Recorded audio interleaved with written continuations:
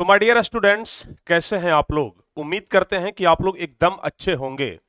और प्यारे बच्चों, आप लोग बहुत दिन से इंतजार कर रहे थे कि सर एक आध और टॉनिक वीडियो जल्दी से आ जाए कि फिर थोड़ा सा हम मोटिवेट हो जाएं पढ़ाई के प्रति।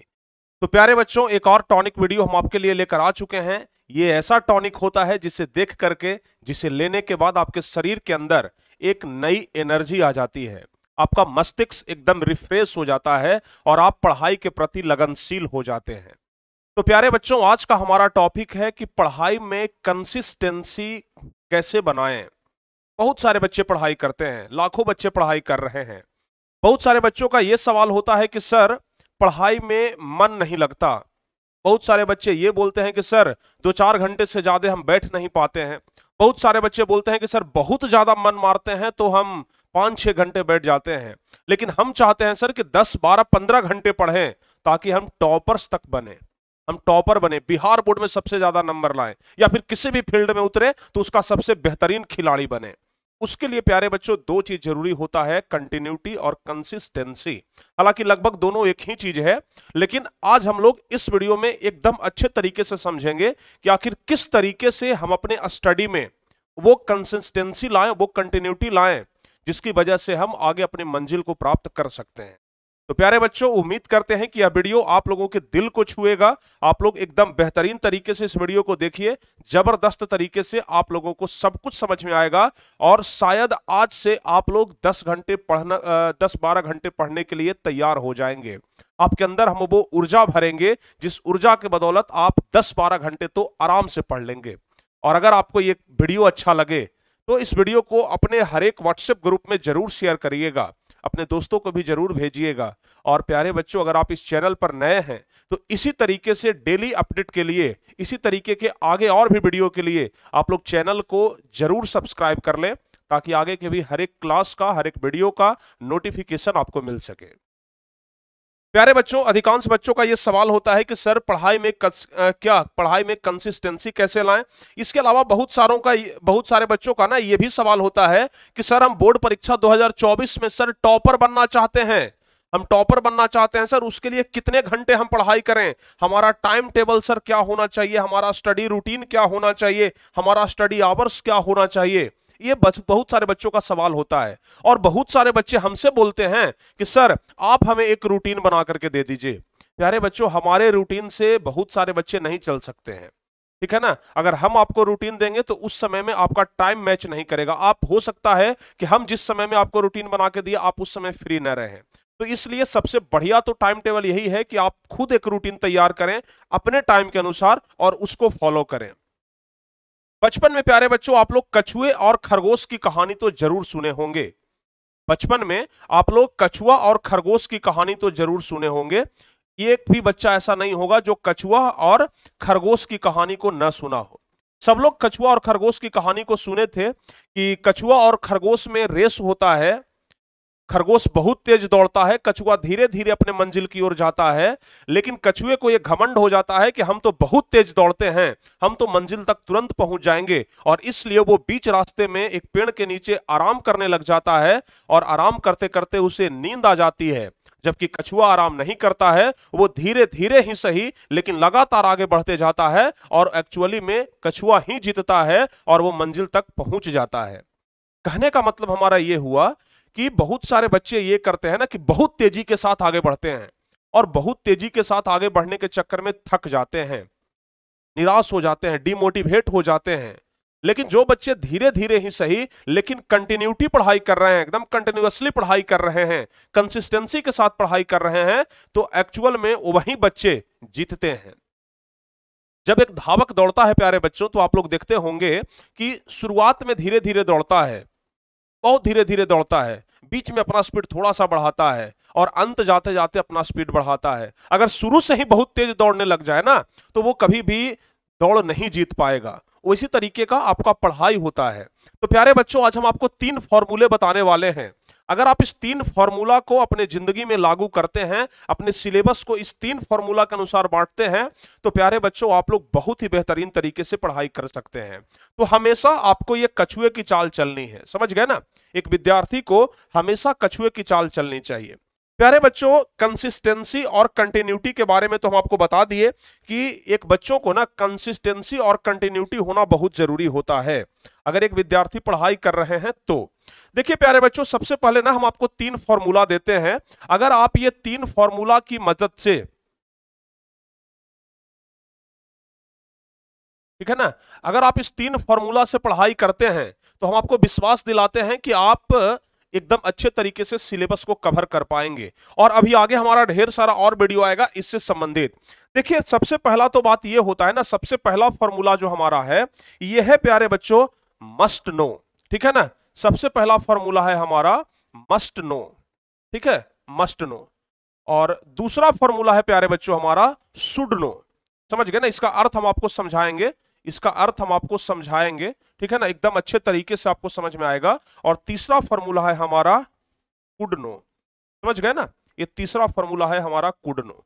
अगर इस 3 फॉर्मूला से बच्चे अपने सिलेबस को पूरा करें ना तो शायद आप अपने सिलेबस को एकदम बेहतरीन तरीके से पूरा कर पाएंगे। और प्यारे बच्चों, आप लोग वहां तक पहुंच जाएंगे जहां तक आप कल्पना भी नहीं किए होंगे। मतलब बिहार टॉपर तो आपका रखा हुआ रहेगा, टॉपर की लिस्ट में तो आप आ ही जाएंगे। अब कहेंगे कि सर ये तीनों का मतलब हमें समझ में नहीं आया, जरा इसके बारे में विस्तार से समझाइए। प्यारे बच्चों, हम बहुत ही विस्तार तरीके से समझाएंगे, जरा आप ध्यान रखिएगा। सबसे पहला है प्यारे बच्चों मस्ट नो। सबसे पहला है मस्ट नो। मस्ट नो में प्यारे बच्चों हम लोग उस चैप्टर को रखेंगे जो चैप्टर हमारे लिए सबसे ज्यादा इंपॉर्टेंट है, परीक्षा के लिए सबसे ज्यादा इंपॉर्टेंट है, ठीक है ना। जो चैप्टर ज्यादा इंपॉर्टेंट है उसे हम लोग मस्ट नो में रखेंगे, ठीक है ना। जो चैप्टर, ध्यान से सुनिएगा, जो चैप्टर ज्यादा इंपॉर्टेंट है, ठीक है ना, जो चैप्टर ज्यादा इंपॉर्टेंट है, ठीक है। अब आपके मन में अनेक तरह का सवाल आएगा कि सर कौन सा चैप्टर ज्यादा इंपॉर्टेंट है। जैसे हम साइंस की बात करते हैं, फिजिक्स की बात करते हैं, तो फिजिक्स में बहुत सारे चैप्टर हैं, 5-6 चैप्टर हैं।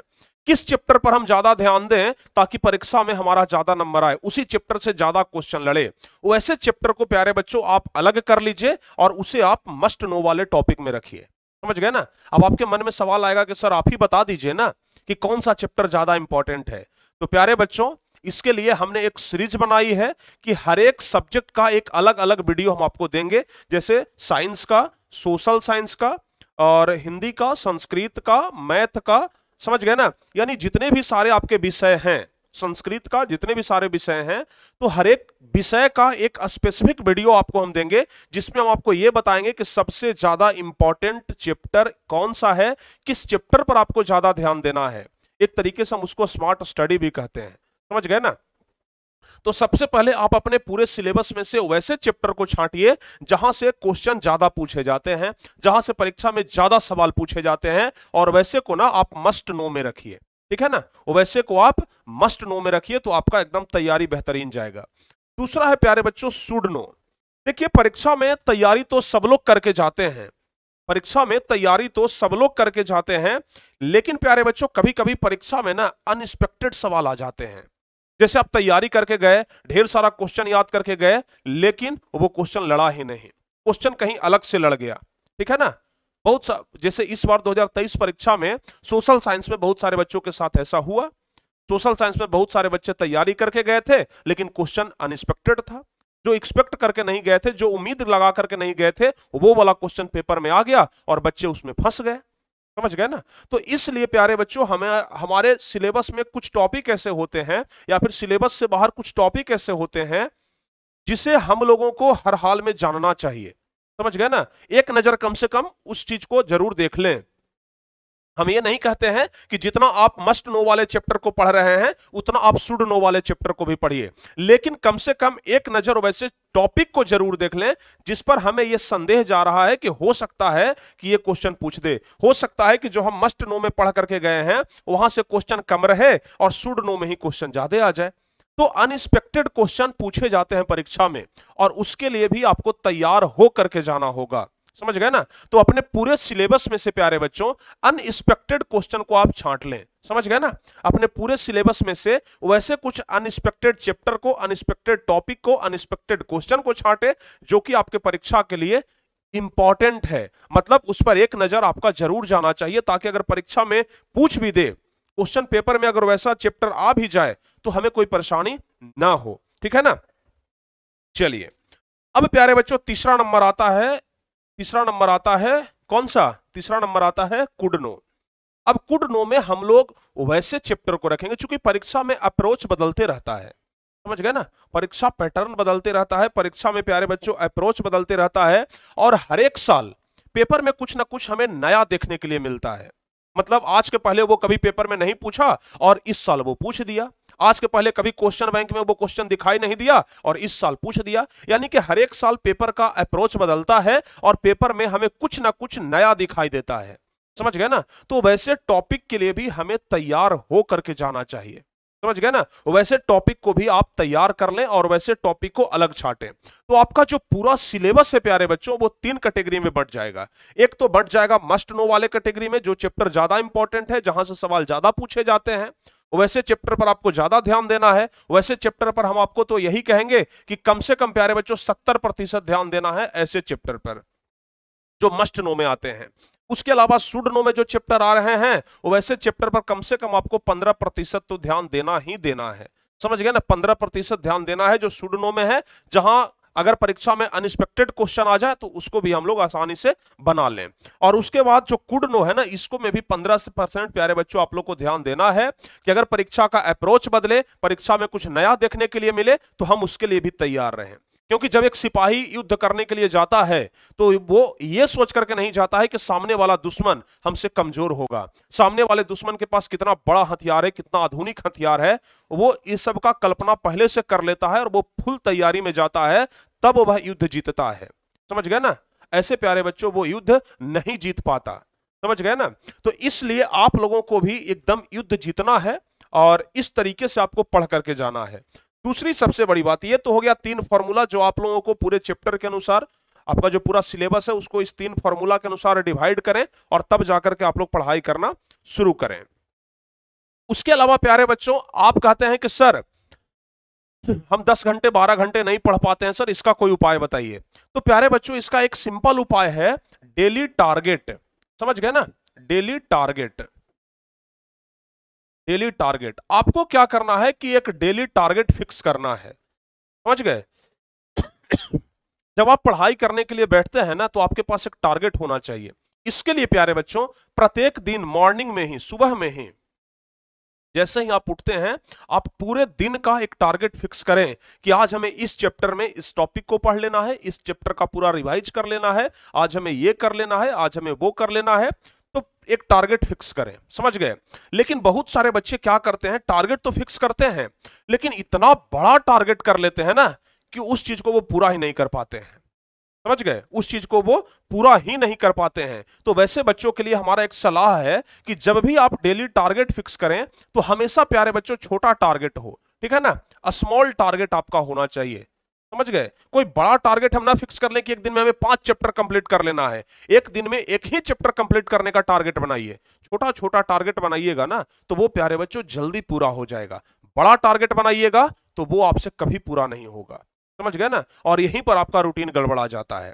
हमेशा इस बात का आप लोग क्या करें, ध्यान रखें। ओके, तीसरा देखिए होता क्या है कि बहुत सारे आजकल ऑनलाइन का युग है प्यारे बच्चों, बहुत सारे बच्चे ऑनलाइन के माध्यम से पढ़ाई करते हैं और जब यूट्यूब पर आते हैं तो अनेक जगह पर विजिट करते हैं। यूट्यूब पर हजारों चैनल हैं, समझ गए ना, और बहुत सारे चैनलों पर पढ़ाई होती है और आप प्यारे बच्चों सिंगल हैं, आप इधर उधर अगर भटकेंगे ना तो आप पूरे दिन तक चैनल पर भटकते रह जाएंगे, फिर भी आप कभी स्टेबल नहीं हो पाएंगे।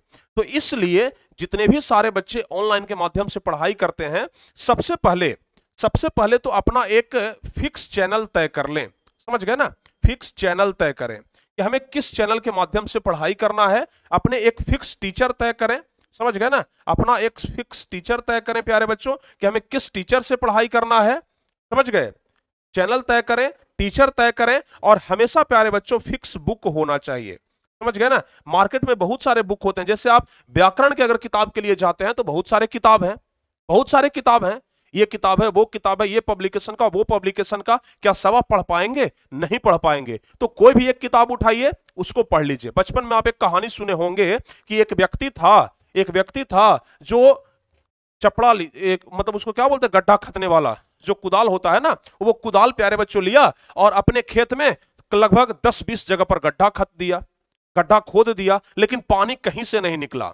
और एक दूसरा व्यक्ति था जो अपने खेत में गया और एक ही जगह पर गड्ढा खोदते रहा, पानी निकल गया। यानी कि एक जगह पर अगर आप कंसंट्रेट होकर के मेहनत करते हैं तो सफलता मिलती है।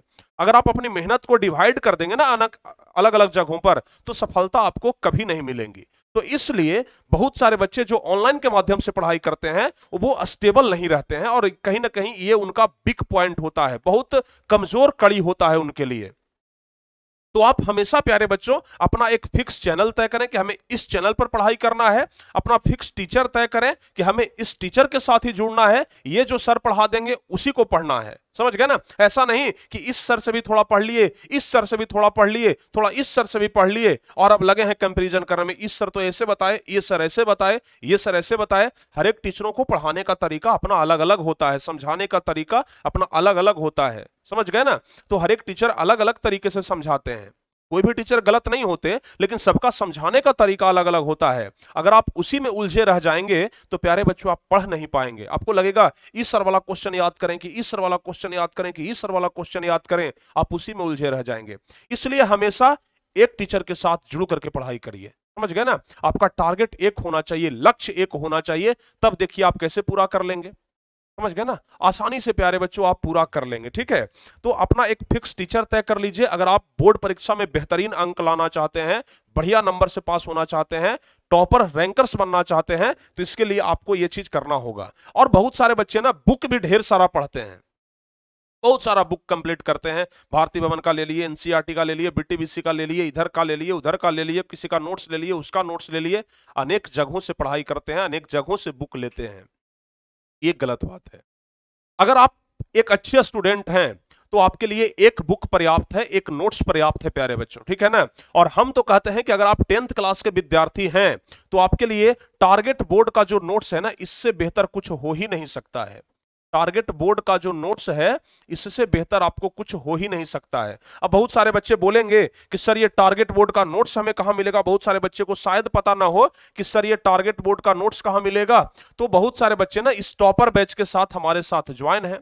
जो बच्चे अभी तक इस टॉपर बैच के साथ ज्वाइन नहीं है तो आराम से ज्वाइन हो सकते हैं, क्योंकि इसी बैच में आप लोगों को बिहार टॉपर का भी हैंड नोट्स हम प्रोवाइड करवाते हैं, नोट्स और स्टडी मटेरियल भी प्रोवाइड करवाते हैं। इसके अलावा live class, video class, doubt class सब कुछ प्रोवाइड करवाते हैं, ताकि आप एक बेहतरीन अंक ला सकें, आप मैट्रिक परीक्षा में अपना बेस्ट परफॉर्मेंस दे सकें। तो ये प्यारे बच्चों, ये इसलिए हम आपको बार बार कहते हैं ना कि एक स्पेशल टीचर अपना तय करिए, हमें इस टीचर के साथ पढ़ना है। पहले के जमाना में देखते थे किसी भी व्यक्ति का, जैसे भगवान श्री रामचंद्र का देख लें, अर्जुन का देख लें, या फिर पांडव कौरव जो भी रहते थे ना, बड़े बड़े योद्धा, सबके एक गुरु होते थे। अनेक गुरुओं के पास वो नहीं पढ़ते थे, उनका एक गुरु होते थे और जिंदगी भर उसी गुरु का पूजा करते थे। समझ गए? तो इसलिए आप अभी से ही प्यारे बच्चों तय कर लें कि हमें किस टीचर से पढ़ना है, कहां पढ़ना है, किस बुक से पढ़ना है, किस चैनल से पढ़ना है। और टारगेट जो आपका डेली है ना, इसको हमेशा छोटा रखें, तब जाकर के आप कंप्लीट कर पाएंगे। अपने डेली टारगेट को हमेशा छोटा रखिए, कोई बड़ा टारगेट लेकर के मत चलिए, तब आप आसानी से उस चीज को पार कर जाएंगे।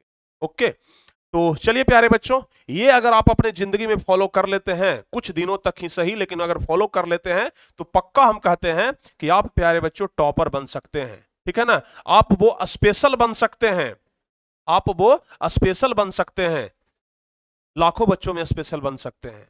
तो उम्मीद करते हैं कि आप लोग इस तरीके से आज से करना शुरू कर देंगे। और हाँ, बहुत जल्द आप लोगों के लिए हम ना चैप्टर वाइज वीडियो लेकर, सब्जेक्ट वाइज वीडियो लेकर के आ रहे हैं, मस्ट नो के लिए, कि किस सब्जेक्ट में कौन सा चैप्टर ज्यादा इंपॉर्टेंट है, किस चैप्टर से ज्यादा क्वेश्चन पूछे जाते हैं, हमें किस चैप्टर पर ज्यादा ध्यान देना चाहिए, हमें कौन सा चैप्टर में कौन सा टॉपिक ज्यादा पढ़ना चाहिए। इन सब पर प्यारे बच्चों हम वीडियो लेकर के आ रहे हैं, और आप लोगों को वीडियो मिलेगा। ठीक है ना? और आराम से आप लोग तैयारी करते रहिएगा। ठीक है? और आगे इसी तरीके का टॉनिक आपको मिलते रहेगा, ताकि आप लोग एकदम एनर्जेटिक रहें। तो उम्मीद करते हैं कि आप लोग एकदम अच्छे तरीके से पढ़ाई करते रहेंगे, मन लगा करके पढ़ाई करते रहेंगे, कहीं कोई दिक्कत नहीं होगा, और टारगेट बोर्ड के साथ हमेशा जुड़े रहेंगे, क्योंकि टारगेट बोर्ड प्यारे बच्चों आपका परिवार है। ये परिवार आपको आगे बढ़ाने की जिम्मेदारी लेता है, और इसलिए टारगेट बोर्ड के साथ आप जुड़े हुए हैं। उम्मीद करते हैं कि ये वीडियो आपको बहुत अच्छा लगा होगा और इस वीडियो से आपके अंदर कुछ ना कुछ तो मोटिवेशन आया होगा और आप जिस तरीके से हम आपको बताएं अगर उस तरीके से आप पढ़ाई करें तो आप जरूर टॉपर बन सकते हैं। मिलते हैं प्यारे बच्चों किसी अलग वीडियो में और इसी तरीके से हम आपको पढ़ाएंगे और इसी तरीके से हम आपको सब कुछ आगे समझाते रहेंगे। मिलते हैं किसी अगली वीडियो में। अगर वीडियो अच्छा लगा हो तो वीडियो को लाइक जरूर करिएगा, अपने दोस्तों के बीच में शेयर जरूर करिएगा और जो बच्चे इस चैनल पर नए हैं चैनल को जरूर सब्सक्राइब कर लीजिएगा। मिलते हैं अगली क्लास में, तब तक के लिए जय हिंद, धन्यवाद।